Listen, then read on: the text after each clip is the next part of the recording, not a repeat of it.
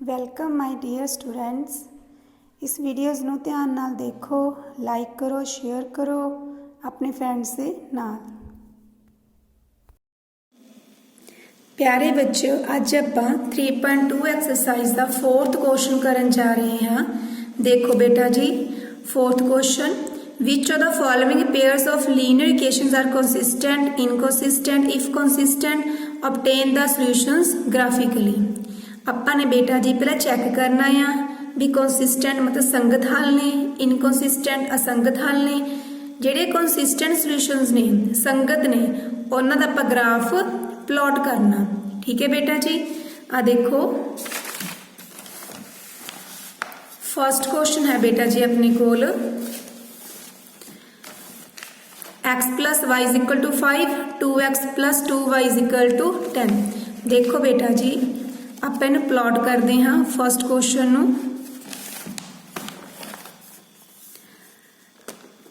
ਇਹ ਆਪਣੇ ਕੋਲ x four the first x plus y is equal to 5। ਅਗਲਾ ਹੈ ਆਪਣੇ ਕੋਲ 2x plus 2y is equal to 10। Same ਉਦਾਂ ਹੀ ਬੇਟਾ ਜੀ ਜਿਵੇਂ ਪਹਿਲਾਂ ਵਾਲੀ ਵੀਡੀਓ 'ਚ ਮੈਂ ਦੱਸਿਆ ਸੀਗਾ, ਇਹਦੇ ਵਿੱਚ a1 ਕੱਢ ਲਓ, ਇਹਨੂੰ ਕੰਪੇਅਰ ਕਰਾਂਗੇ ਕਿਹਦੇ ਨਾਲ, a1x b1y is equal to c1, a2x plus b2y is equal to c2। ਜਾਂ ਬੇਟਾ ਜੀ ਦੋਨੋਂ c1 c2 ਲੈਫਟ ਸਾਈਡ ਤੇ ਲੈ ਆਓ, ਜਾਂ ਦੋਨੋਂ c1 c2 ਰਾਈਟ ਸਾਈਡ ਤੇ ਰੱਖ ਲਓ। ਠੀਕ ਹੈ, ਦੋਨੋਂ ਸੇਮ ਸਾਈਡ ਤੇ ਹੋਣੇ ਚਾਹੀਦੇ ਨੇ।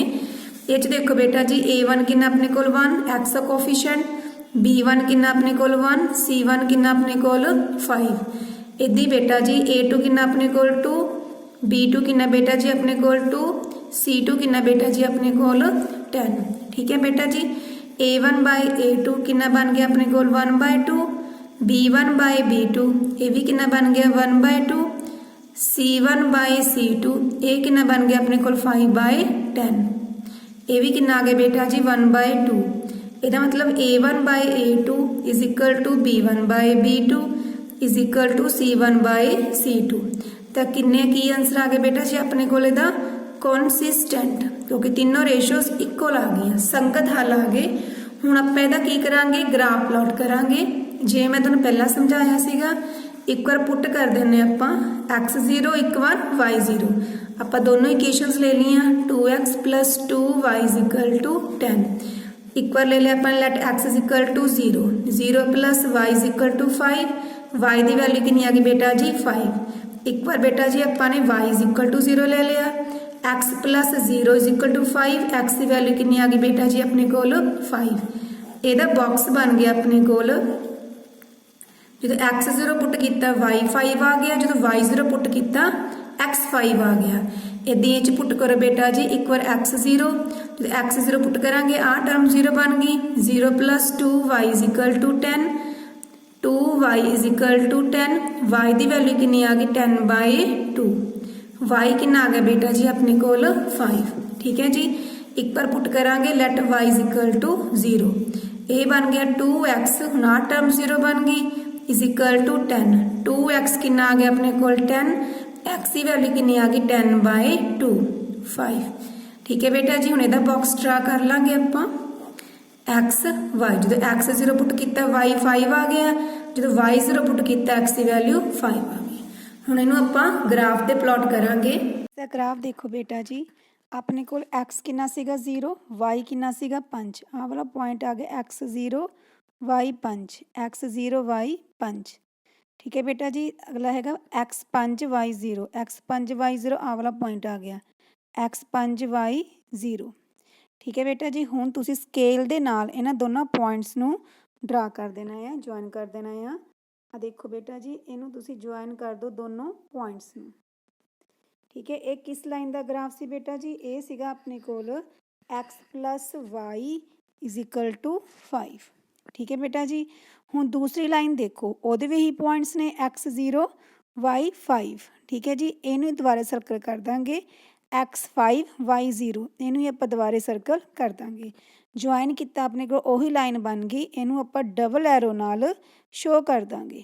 ਠੀਕ ਹੈ ਬੇਟਾ ਜੀ, ਹੁਣ ਇਹ ਦੋਨੋਂ ਲਾਈਨਸ ਇੱਕ ਦੂਜੇ ਉੱਪਰ ਆ ਗਈਆਂ। ਹੁਣ ਇਹਦੇ ਕੀ ਸੋਲੂਸ਼ਨਸ ਹੋ ਗਏ ਆਪਣੇ ਕੋਲ, ਹੈਗੇ ਤਾਂ ਕੰਸਿਸਟੈਂਟ ਨੇ, ਪਰ ਇਹਨਾਂ ਲਾਈਨਸ ਨੂੰ ਕੀ ਬੋਲਦੇ ਆ ਆਪਾਂ? ਕੌਂਸੀਡੈਂਟ ਲਾਈਨਸ। ਠੀਕ ਹੈ ਬੇਟਾ ਜੀ, ਇਹਨਾਂ ਲਾਈਨਸ ਨੂੰ ਆਪਾਂ ਕੀ ਬੋਲਦੇ ਆ? ਕੌਂਸੀਡੈਂਟ ਲਾਈਨਸ। ਠੀਕ ਹੈ, ਇਹਦੇ ਇਨਫਾਈਨਾਈਟਲੀ ਮੈਨੀ ਸੋਲਿਊਸ਼ਨਸ ਨੇ, ਕਿਉਂਕਿ ਹਰ ਇੱਕ ਪੁਆਇੰਟ 'ਤੇ ਇਹ ਘਟ ਰਹੀਆਂ ਹਨ। ਇਨਫਾਈਨਾਈਟ ਮੈਨੀ ਸੋਲਿਊਸ਼ਨਸ। ਠੀਕ ਹੈ ਬੇਟਾ ਜੀ। ਸੈਕਿੰਡ ਕੁਐਸਚਨ ਹੈ ਬੇਟਾ ਜੀ ਆਪਣੇ ਕੋਲ x minus y is equal to 8, 3x minus 3y is equal to 16। ਦੇਖੋ ਸੇਮ ਉਹਦੇ ਕੰਪੇਅਰ ਕਰਾਂਗੇ ਇੱਦਾਂ ਹੀ। a1 ਕਿੰਨਾ ਆ ਗਿਆ 1 ਬੇਟਾ ਜੀ, b1 ਕਿੰਨਾ ਆ ਗਿਆ y ਦਾ ਕੋਫੀਸ਼ੀਐਂਟ -1, c1 ਕਿੰਨਾ ਆ ਗਿਆ ਬੇਟਾ ਜੀ ਆਪਣੇ ਕੋਲ 8, a2 ਕਿੰਨਾ ਆ ਗਿਆ ਆਪਣੇ ਕੋਲ 3, b2 ਕਿੰਨਾ ਆ ਗਿਆ ਬੇਟਾ ਜੀ ਆਪਣੇ ਕੋਲ -3, c2 ਕਿੰਨਾ ਆ ਗਿਆ ਆਪਣੇ ਕੋਲ 16। a1 ਬਾਈ a2 ਕਿੰਨਾ ਆ ਗਿਆ ਬੇਟਾ ਜੀ ਆਪਣੇ ਕੋਲ 1/3, b1 ਬਾਈ b2 ਕਿੰਨਾ ਆ ਗਿਆ ਆਪਣੇ ਕੋਲ -1/-3, ਇਹ ਵੀ 1/3 ਬਣ ਗਿਆ ਬੇਟਾ ਜੀ। c1 ਬਾਈ c2 ਕਿੰਨਾ ਬਣ ਗਿਆ ਆਪਣੇ ਕੋਲ 8/16, ਕਿੰਨਾ ਆ ਗਿਆ ਬੇਟਾ ਜੀ ਆਪਣੇ ਕੋਲ 1/2। ਠੀਕ ਹੈ ਬੇਟਾ ਜੀ। ਹੁਣ ਦੇਖੋ ਇਹ 'ਚ ਪਹਿਲੇ ਦੋ ਰੇਸ਼ੋਜ਼ ਇਕੁਅਲ ਨੇ, a1 by a2 is equal to b1 by b2 is not equal to c1 by c2। Third ratio equal ਨਹੀਂ ਹੈਗੀ ਤੇ ਇਹਦੇ ਸੋਲੂਸ਼ਨਸ ਕੀ ਹੋਣਗੇ? ਇਨਕਨਸਿਸਟੈਂਟ, ਅਸੰਗਤ। ਠੀਕ ਹੈ ਬੇਟਾ ਜੀ, ਅਸੰਗਤ ਹੱਲ ਹੋ ਗਏ। ਇਹਨੂੰ ਆਪਾਂ ਅੱਗੇ ਦਾ ਗ੍ਰਾਫ ਪਲਾਟ ਨਹੀਂ ਕਰਨਾ। ਥਰਡ ਕੁਐਸਚਨ ਦੇਖੋ ਬੇਟਾ ਜੀ, 2x plus y minus 6 is equal to 0, 4x minus 2y minus 4 is equal to 0। ਦੇਖੋ ਬੇਟਾ ਜੀ ਇਹਦੇ ਵਿੱਚ x ਤੇ y, ਠੀਕ ਹੈ, ਉਹਦੇ ਕੋਐਫੀਸ਼ੀਐਂਟ ਕੱਢਾਂਗੇ ਆਪਾਂ। ਇਹ 'ਚ c1 c2 ਦੋਨੋਂ ਰਾਈਟ ਸਾਈਡ ਤੇ ਨੇ। ਦੇਖੋ ਬੇਟਾ ਜੀ a1 ਕਿੰਨਾ ਆਪਣੇ 2, c1 c2 ਲੈਫਟ ਸਾਈਡ ਤੇ ਨੇ। a1 ਕਿੰਨਾ ਬੇਟਾ ਜੀ ਆਪਣੇ ਕੋਲ 2, b1 ਕਿੰਨਾ ਆਪਣੇ ਕੋਲ y ਦਾ ਕੋਐਫੀਸ਼ੀਐਂਟ 1, c1 ਕਿੰਨਾ ਬੇਟਾ ਜੀ ਆਪਣੇ ਕੋਲ -6, a2 ਕਿੰਨਾ ਬੇਟਾ ਜੀ 4, b2 ਕਿੰਨਾ ਆਪਣੇ ਕੋਲ -2, c2 ਕਿੰਨਾ ਜੀ ਆਪਣੇ ਕੋਲ -4। ਸੇਮ ਉਹਦੀ ਕੱਢਾਂਗੇ ਬੇਟਾ ਜੀ a1 ਬਾਈ a2 2/4 ਕਿੰਨਾ ਆ ਗਿਆ ਬੇਟਾ ਜੀ ਆਪਣੇ ਕੋਲ 1/2, b1 ਬਾਈ b2 ਕਿੰਨਾ ਆ ਗਿਆ ਬੇਟਾ ਜੀ 1/-2, c1 ਬਾਈ c2 ਕਿੰਨਾ ਆ ਗਿਆ -6/-4। 2 ਦੇ ਟੇਬਲ ਤੇ ਕੱਢ ਕੇ ਬੇਟਾ ਜੀ ਕਿੰਨਾ ਆ ਗਿਆ ਆਪਣੇ ਕੋਲ ਇਹ 3/2। ਹੁਣ ਇਹ 'ਚ ਦੇਖੋ ਬੇਟਾ ਜੀ ਦੋਨੋਂ ਰੇਸ਼ੋਜ਼ ਪਹਿਲੀਆਂ ਬਰਾਬਰ ਨਹੀਂ ਹੈਗੀਆਂ। a1 by a2 is not equal to b1 by b2। ਤੇ ਇਹਦੇ ਕੀ ਸੋਲੂਸ਼ਨਸ ਹੋਗੇ? ਕੰਸਿਸਟੈਂਟ। ਠੀਕ ਹੈ ਬੇਟਾ ਜੀ। ਹੁਣ ਇਹਦਾ ਗ੍ਰਾਫ ਪਲਾਟ ਕਰਾਂਗੇ ਆਪਾਂ। ਮੰਨ ਲਾਂਗੇ ਸੇਮ ਉੱਦਾਂ ਹੀ ਦੋਨੋਂ ਇਕੁਏਸ਼ਨ ਦੇ ਵਿੱਚ ਇੱਕ ਵਾਰ ਆਪਾਂ x0 ਪੁੱਟ ਕਰਾਂਗੇ, ਇੱਕ ਵਾਰ ਆਪਾਂ y0 ਪੁੱਟ ਕਰਾਂਗੇ।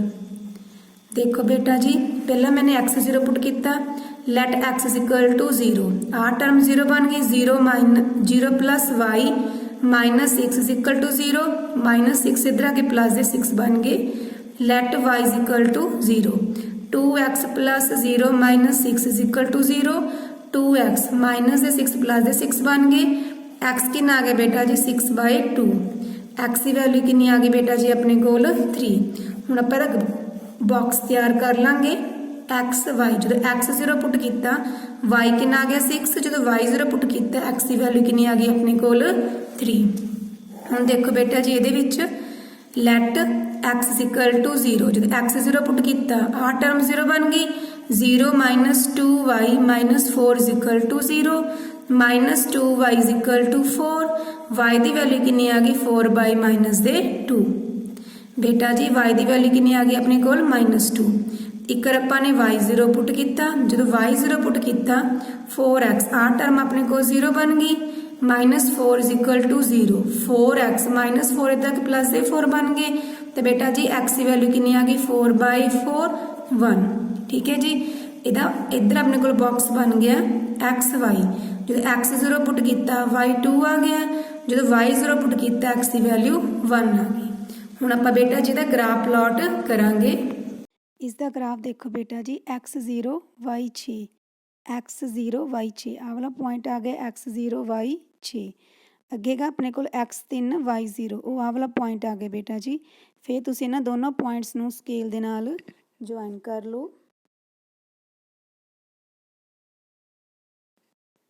ਠੀਕ ਹੈ ਬੇਟਾ ਜੀ। ਉਸ ਤੋਂ ਬਾਅਦ ਦੇਖੋ x ਹੈਗਾ 0, y ਕਿੰਨਾ ਆਪਣੇ ਕੋਲ -2, ਉਹ ਆਹ ਵਾਲਾ ਪੁਆਇੰਟ ਆ ਗਿਆ x0 y ਕਿੰਨੇ ਆਪਣੇ ਕੋਲ -2। x1 y0 ਉਹ ਆਹ ਵਾਲਾ ਪੁਆਇੰਟ ਆ ਗਿਆ ਬੇਟਾ ਜੀ x1 y0। ਹੁਣ ਇਹਨਾਂ ਦੋਨਾਂ ਪੁਆਇੰਟਸ ਨੂੰ ਤੁਸੀਂ ਸਕੇਲ ਦੇ ਨਾਲ ਜੁਆਇਨ ਕਰ ਲਓ।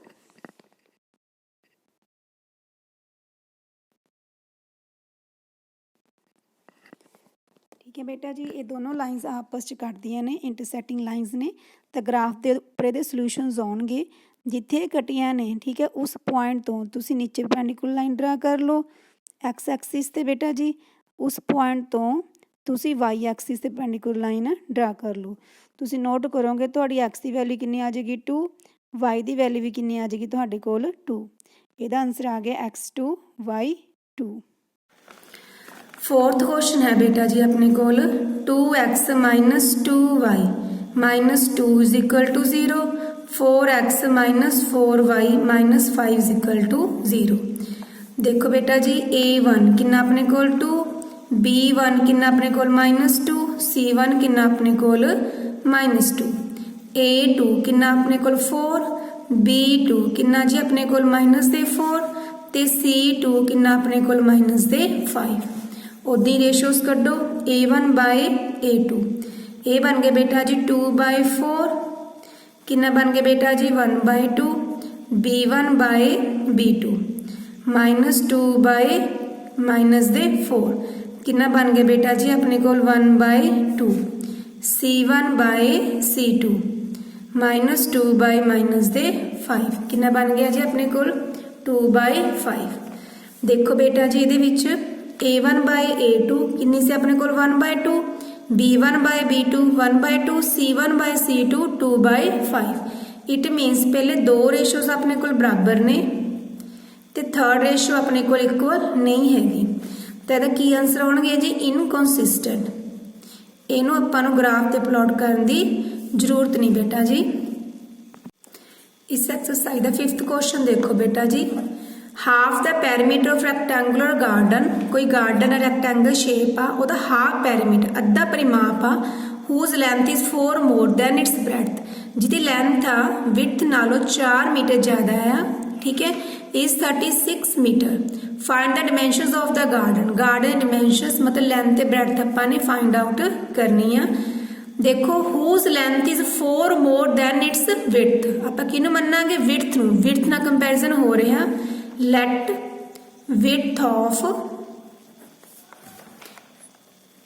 rectangular garden, width of rectangular garden किन्ने बेटा जी अपने को आप किन्नी मान लांगे x metre, length of rectangular garden किन्नी मान लांगे बेटा जी आप y मीटर, चौड़ाई आप x मान ली, लंबाई अपने y मान ली।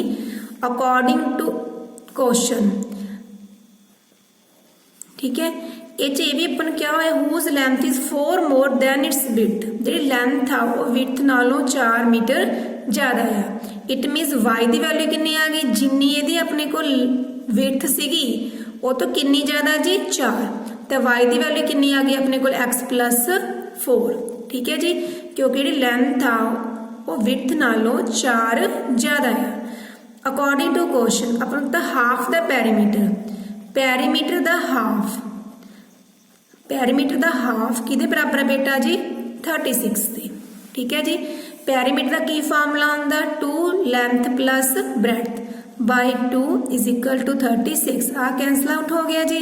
लेंथ कितनी मनी से अपने ने y कितने अपने को x+4, ब्रेडथ कितने बेटा जी अपने को x किहदे बराबर आ गया 36 दे, x से x कितने बन गए 2x, 4 बेटा जी इधर आके माइनस हो जाएंगे, 36 चो 4 गए कितने बन गए अपने को 32, तो x की वैल्यू कितनी आ गई बेटा जी 32/2, तो x की वैल्यू कितनी आ गई बेटा जी अपने को 16 ठीक है जी। y कितना हो गया बेटा जी अपने को वो कितना सीगा x+4, x+4 x कितनी अपने को 16, 16+4 कितनी आ गई बेटा जी अपने को 20 मीटर ठीक है बेटा जी। ਇਹਦਾ मतलब विड्थ कितनी आ गई अपने को 16 मीटर तो लेंथ कितनी आ गई अपने को 20 मीटर। अगला क्वेश्चन देखो बेटा जी इसका 6th क्वेश्चन है अपने को वो कहना गिवन द इक्वेशन अपन गिवन आ 2x + 3y -8 is equal to 0। Write another linear equation in two variables such that geometrical representation of the pair so formed is intersecting lines, parallel lines, coincident line। ਆਪਾਂ ਬੇਟਾ ਜੀ example ਦੇਣੀਆਂ ਨੇ, ਪਹਿਲਾਂ intersecting lines ਦੀ, ਫਿਰ parallel lines ਦੀ, ਫਿਰ ਕੌਂਸੀਡੈਂਟ lines ਦੀ। First ਦੇਖੋ, first ਹੈ ਇੰਟਰਸੈਕਟਿੰਗ ਲਾਈਨ। ਆਪਾਂ ਇੰਟਰਸੈਕਟਿੰਗ ਲਾਈਨ ਦੀ ਐਗਜ਼ਾਮਪਲ ਇਦਾਂ ਸੋਚੋ, ਆਪਣੇ ਕੋਲ a1/a2 is not equal to b1/b2 ਦੇ ਬਰਾਬਰ ਹੋਵੇ। देखो बेटा जी बस रेशो इन दो लैटर्स ਨੂੰ चेंज कर लो, कुछ भी लिख लो इत्थे। चलो मैंने 5x लिख लैनी है तो 2y लिख लैनी है, -10 इज इक्वल टू 0। देखो जो a1/a2 करोगे 2/5 आ गया, b1/b2 करोगे 3/2 बन जाओ। ठीक है, ये इंटरसेक्टिंग लाइन की एग्जाम्पल होगी। सैकेंड है अपने कोल पैरलल लाइन्स। पैरलल लाइन्स की कंडीशन की सी बेटा जी, a1/a2 is equal to b1/b2 is not equal to c1/c2। ठीक है जी, मतलब पहले दो रेशोज इक्वल हो, मतलब इन्हें दोनों सेम टेबल से मल्टीप्लाई कर लो। चलो मैं 2 के टेबल से मल्टीप्लाई कर लैनी है, 4x + 6y। इत्थे तुसी 2 के टेबल से ना करो, जे तुसी इत्थे 2 ते कीता है। चलो मैं इत्थे -10 पा देनी है। हुण देखो a1/a2 करोगे 1/2, 3 b1/b2 करोगे ये भी 1/2 बन जाएगा, c1/c2 -8/10। ठीक है जी, पहले दो रेशोज इक्वल आ गई, थर्ड इक्वल नहीं हैगी। थर्ड एग्जाम्पल देखो बेटा जी, कॉन्सीडेंट लाइन्स। ਉਹਦੀ कंडीशन की होंगी अपने को, a1/a2 is equal to b1/b2 is equal to c1/c2। तीनों इक्वल करनी ने अपने, सेम टेबल से मल्टीप्लाई कर दो। ये बन जाएगा, मैं 2 का टेबल ले लेने, चलो 4x + 6y -16 इको टेबल से मल्टीप्लाई कर दो, सेम रेशो आ जाएगी। देखो ये भी 1/2, आ भी 1/2 है बेटा जी, आ भी 1/2 है। ठीक है जी। 3.2 एक्सरसाइज है बेटा जी, 7th question. Draw the graph of the equations. आप ग्राफ प्लॉट करना है। Determine the coordinates of the vertices of triangle formed by these lines. फिर अपने कोआर्डिनेट्स फाइंड आउट करने ने, and X axis and the shade the triangular region. फिर triangular region अपने shade भी करना है। देखो बेटा जी पहला ग्राफ प्लॉट करना, जो पहला समझाया, x - y + 1 is equal to 0, 3x + 2y - 12 is equal to 0। बेटा जी देखो उदा ही करांगे, एक बार let x is equal to 0, x 0 भरिया 0 - y + 1 is equal to 0, -y is equal to -1, minus cut गई, y की वैल्यू कितनी आ गई बेटा जी 1। एक बार अपने y0 पुट किया, x - 0 + 1 is equal to 0, x की वैल्यू कितनी आ गई बेटा जी अपने को -1।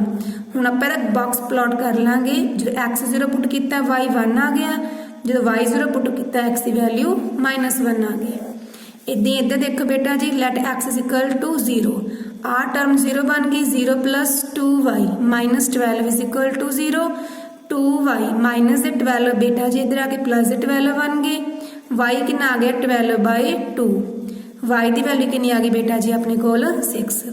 एक बार आप पुट कर देंगे, let y is equal to 0, ये बन गया 3x + 0 - 12 is equal to 0, 3x - 12 बेटा जी +12 बन गए, तो x की वैल्यू कितनी आ गई 12/3, तो x की वैल्यू कितनी आ गई बेटा जी अपने को 4। हुण आपां इहदा बॉक्स प्लॉट कर लांगे। ठीक है जी, देखो बेटा जी x0 y कितना आ गया 6, y0 x की वैल्यू कितनी आ गई 4। हुण आपां बेटा जिहदा ग्राफ प्लॉट करांगे। ठीक है जी, फिर जो ट्रायंगल बनेगी उन्होंने आपां शेड करांगे।